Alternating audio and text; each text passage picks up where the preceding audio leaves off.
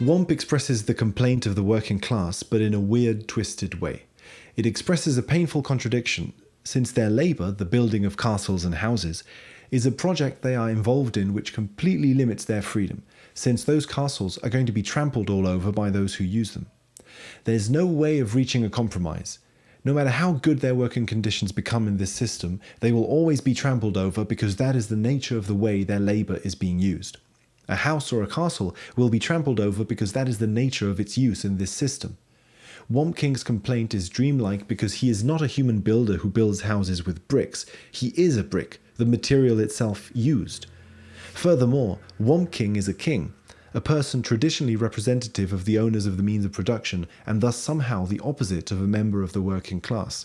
Finally, Mario is a plumber, a member of the working class, at least symbolically, since this profession is never literally enacted in the game. Mario does perform this work symbolically, however, since he descends down tubes and fixes whatever problems afflict the Mushroom Kingdom, plumbing the Mushroom Kingdom. He is working for the benefit of the kingdom, but no matter how much he works, he is still subordinated to the kingdom. His labour is not his. All his work is for the upholding and preserving of the kingdom, who benefits without having to work at all. So Mario maybe is in the same situation Womp King is, and maybe could share his complaints. But this encounter doesn't get presented as two equals who could unite, but as that of a tyrannical king oppressing everyone below him.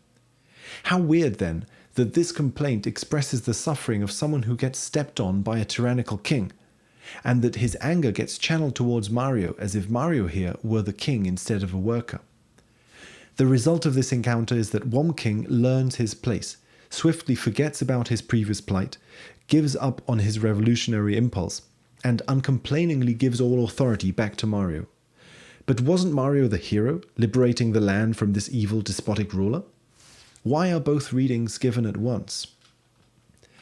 It seems to me that this encounter serves a purpose. It prevents Mario from waking up.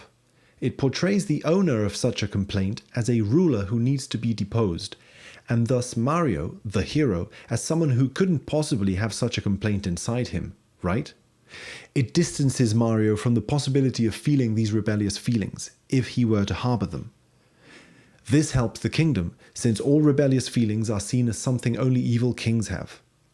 At the same time, by portraying this worker, Womp King, as a king, it reinforces Mario's awareness of his place in the system. He is a worker, not a king, since he is clearly below him. This benefits the kingdom too by making sure Mario knows his place. By taking part in this act, Mario boycotts his own freedom, by extension boycotts his fellow workers' freedom, and aligns himself with the structure that was limiting the workers' freedom in the first place.